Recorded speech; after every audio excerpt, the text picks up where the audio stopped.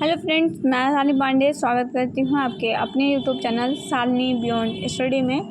मैं आपको डायरेक्ट 5.5 करा रही हूँ और मैंने 5.3 तक की वीडियो आपको दे दिए हैं। 5.1, 5.2, 5.3 और 5.4 मुझे नहीं लगता बहुत इम्पॉर्टेंट है, तो फिर मैं उसको छोड़ दे रही हूँ। बाकी मैंने PDF दे दिया है, आप चाहे तो पढ़ सकते हैं। बहुत ज़्यादा इम्पॉर्टेंट वो चीज़ें आपके लिए नहीं हैं। जहाँ से एग्ज़ाम में क्वेश्चन बनता है, मैं चाहती हूँ कि आपको कम समय में बेहतर चीज़ पढ़ाई जाए, तो वो मैंने छोड़ दिया है। मुझे नहीं लगता क्वेश्चन बनेगा, फिर भी अगर आपको लगता है कि हाँ यहाँ से क्वेश्चन बन सकता है तो आप उसको एक बार ज़रूर पढ़ लीजिएगा। मैं आपको 5.5 करा दे रही हूँ, जो कि आपका है planning and assessing curricula the based on UDL। मतलब UDL के आधार पर पाठ्यक्रम की योजना बनाना और उसका आकलन करना। तो आपको पता ही है UDL क्या होता है, आपने वीडियो देख लिया होगा या फिर आपने कहीं से पढ़ रखा होगा। यूनिवर्सल डिज़ाइन फॉर लर्निंग इसका फुल फॉर्म होता है। मैंने आपको कई बार बोला, मैंने टेलीग्राम पे पर्सनली आपको मैसेज किया कि आप एक बार ज़रूर UDL का फुल फॉर्म ज़रूर पढ़ लीजिएगा। पूछ सकते हैं वो आपसे 9 नंबर कहाँ से लाएंगे, वो आपसे यहीं से तो लाएंगे। तो UDL ज़रूर पढ़ लीजिएगा, UDL का फुल फॉर्म ज़रूर पढ़ लीजिएगा। और मैं आपको एक चीज़ और सजेस्ट करना चाहूँगी कि आप में जो NEP 2020 दिया गया है, ठीक है, तो NEP 2020 के जो स्टेजेस दिए गए हैं आपको, जैसे प्रिपरेटरी स्टेज है आपकी, ठीक है, आपकी मिडिल स्टेज है, तो आपको ये चारों स्टेजेस, जो आपकी 4 स्टेजेस आपको दी गई हैं, आपको याद रखना है। 5+3+3+4 ये आपको याद रखना है, जो आपकी नई शिक्षा नीति का शैक्षिक ढांचा तैयार किया गया है। और दूसरी बात आपको इसमें याद रखना है, मैं आपको वो थोड़ा सा बता दे रही हूँ, कुछ बच्चे इसमें कन्फ्यूज़ थे क्या पढ़ें, उसमें इतना ज़्यादा है, ठीक है। और फिर उसके बाद अगर मैं आपसे बात करती हूँ तो आप थोड़ा सा ये जान लीजिएगा कि उन स्टेजों की एज क्या है, ठीक है। बस आप इतना जानते रहिएगा। बाकी उसमें जो है कक्षाएं आपको थोड़ी बहुत पता होनी चाहिए कि हाँ 5 में कौन कौन सी कक्षाएं आती हैं, 3 में कौन कौन सी आएंगी, फिर 3 में कौन कौन सी आएंगी, 4 में कौन कौन सी आएंगी। तो इन चारों स्टेजेस के बारे में थोड़ा थोड़ा जानकारी आप ले लीजिएगा। बाकी बहुत ज़्यादा क्वेश्चन भी यहाँ से नहीं बनता है, बाकी बनेगा तो फिर आपकी किस्मत। तो ये पढ़ लेते हैं हम। मैंने आपको बताया UDL होता है एक ऐसा डिज़ाइन किया हुआ एक ऐसा मॉडल जो सभी के लिए सुविधाजनक हो। जैसे एक बिल्डिंग डिज़ाइन की जाती है, आर्किटेक्चर से ही वो लिया गया है आपका। जैसे एक बिल्डिंग डिज़ाइन की जाती है तो उसमें जो जो चीज़ें उपयोग की जाती हैं या जो जो उसमें लगाया जाता है, तो उसका क्या यूज होता है वो फिक्स रहता है कि टोटी लगी है तो इसका क्या इस्तेमाल है, लोग यहाँ आएंगे, हाथ धुलेंगे, पानी पिएंगे, उसका अपना रोल होता है। तो ऐसे ही और ऐसी चीज़ों की व्यवस्था की जाती है एक बिल्डिंग में जो सभी के लिए एक्सेसिबल हो, मतलब जो सभी की पहुंच में हो, ठीक है। जैसे अगर कोई भी लोकोमोटर है तो रैंप की व्यवस्था करवा दिया या लिफ्ट की व्यवस्था करवा दिया, ठीक है। कोई विजुअल इम्प्रूवमेंट है तो टेक्टाइल पाथ बनवा दिया। तो ये सारी व्यवस्थाएं की जाती है जो सभी के लिए एलिजिबल हो, मतलब सब उसका उपयोग कर सके। ऐसे ही शिक्षा में UDL आया था। UDL एक अप्रोच है, मतलब कह सकते हैं कि एक थॉट है जो कि समावेशी शिक्षा के लिए लाया गया था कि समावेशी शिक्षा में उपयोग की जाने वाली हर चीज़ सभी की पहुँच के अंदर हो। तो अच्छे शिक्षण के लिए पाठ्यक्रम की योजना जो है वो बनानी होती है।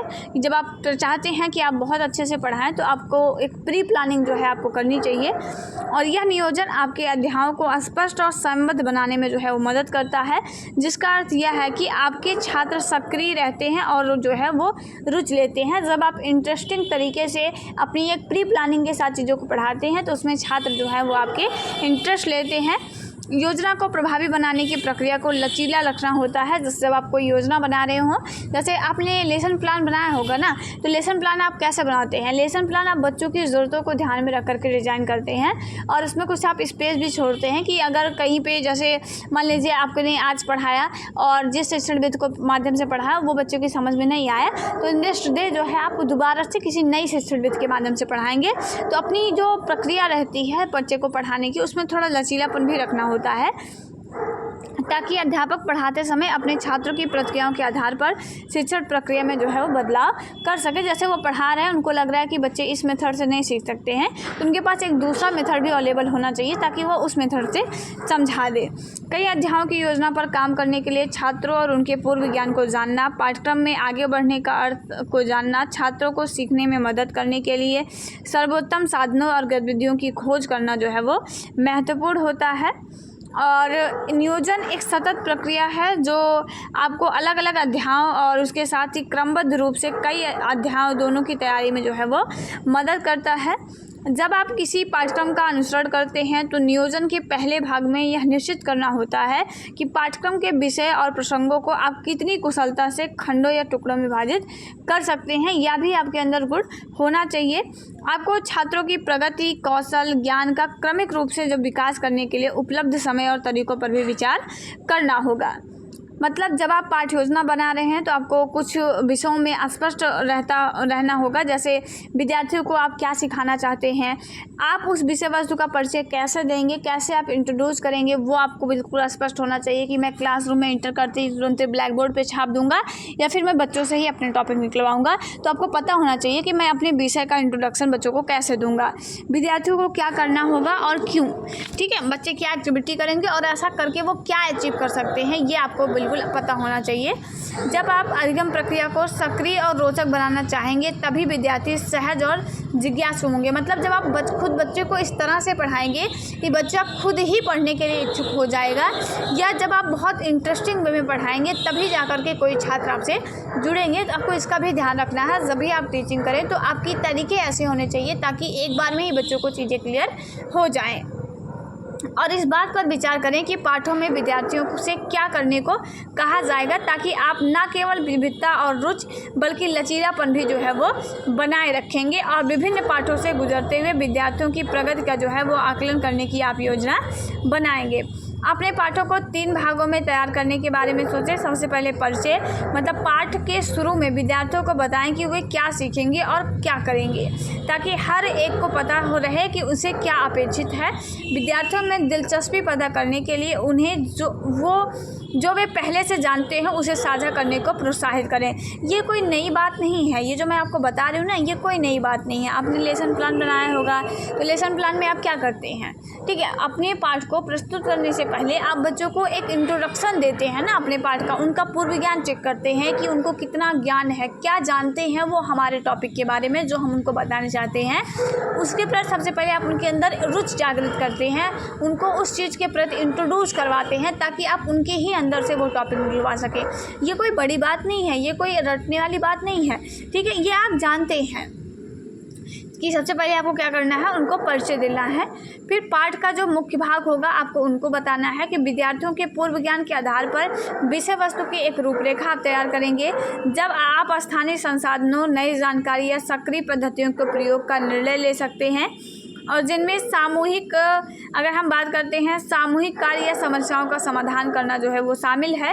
उपयोग करने के संसाधनों और उन तरीकों की पहचान करें जिससे आप अपनी कक्षा में उपलब्ध स्थान का उपयोग करेंगे। विविध प्रकार की गतिविधियां, संसाधन, उपलब्ध समय का उपयोग पाठ के नियोजन के महत्वपूर्ण हिस्से होते हैं। यदि आप विभिन्न विधियों और गतिविधियों का उपयोग करते हैं तो आप अधिक छात्रों तक पहुंच पाएंगे क्योंकि वह विभिन्न तरीकों से जो है वो सीखेंगे। लास्ट में अधिगम का आकलन भी करना है, मतलब जब आप पाठ की समाप्ति करेंगे तो हमें यह पता लगाने के लिए समय पाठ के दौरान उसकी समाप्ति पर रखें कि कितनी प्रगति की गई है। मतलब लास्ट में आपको मूल्यांकन नहीं करते हैं, आप जब पढ़ा देंगे तो क्या करेंगे, एक बार परिचय करवाएंगे, फिर वो पर्ची हो गए हमारे टॉपिक से तो फिर उनको पढ़ाएंगे अलग अलग विधियों का इस्तेमाल करके। वो पढ़ लिए तो हम क्या करेंगे, उनके अधिगम का आकलन करेंगे, कितना जाना हमने पढ़ाया, आपने कितना सीखा, इसका आकलन होगा। जब आप पेपर दे के आएंगे और उसके बाद आप कमेंट करके बताएंगे कि हाँ मैम समझ में आया था, पेपर में आया था, नहीं आया था, तो उससे हमारा आकलन हो जाएगा। ठीक है, जांच करने का अर्थ हमेशा परीक्षा ही नहीं होता है। आप आमतौर पर उसे तत्काल और उसी जगह पर होना चाहिए, जैसे पूर्व नियोजित प्रश्नों द्वारा या विद्यार्थियों ने जो कुछ उन्होंने सीखा है उससे प्रस्तुत करते हुए उसे देखकर, लेकिन आपको लचीला होने और विद्यार्थियों की प्रतिक्रियाओं के आधार पर परिवर्तन करने के लिए तैयार रहना चाहिए। पाठों को समाप्त करने का एक अच्छा तरीका हो सकता है कि पाठ की शुरुआत में तय किए गए लक्ष्यों को पुनः देखना और विद्यार्थियों को इस बात के लिए समय देना कि वे एक दूसरे को और आपको अपनी प्रगति के बारे में बता सकें। आपको विद्यार्थियों को भी मौका देना है, ठीक है। जैसे आप लोगों को मौका दिया जाता है कि आप लोग पेपर दे के आइए फिर अपना रिस्पॉन्स दीजिए, तो ये चीज़ें होनी चाहिए। बहुत ईजी सी बातें हैं और विद्यार्थियों की बात को सुनकर और आप सुनिश्चित कर सकेंगे कि आपको अगले पाठ के लिए क्या योजना बनानी है। ठीक है, तो ये आपका था यूनिट 5.5। तो आप लोगों का क्लियर हो गया होगा आई होप। तो आप लोगों का कोई डाउट नहीं रहना चाहिए। बाकी कुछ क्वेश्चन है जो मैं आपको जो है अभी थोड़ी देर में करा दूँगी। ठीक है, तो पढ़िएगा इसको, जो भी प्रॉब्लम हो तो फिर आप कमेंट करके बताइएगा। वीडियो पसंद आए तो लाइक ज़रूर करिएगा और अपने दोस्तों तक शेयर भी एक बार ज़रूर कर दीजिएगा, क्योंकि बहुत सारे लोग हैं जो परेशान हैं कि मैम 5.5 कराइए। तो ये था मेरी तरफ से आप लोगों के लिए। बाकी आपको कैसा लगा एक बार कमेंट करके ज़रूर बताइएगा। मिलेंगे नेक्स्ट वीडियो में, तब तक अपना ख्याल रखिएगा। जय हिंद, वंदे मातरम।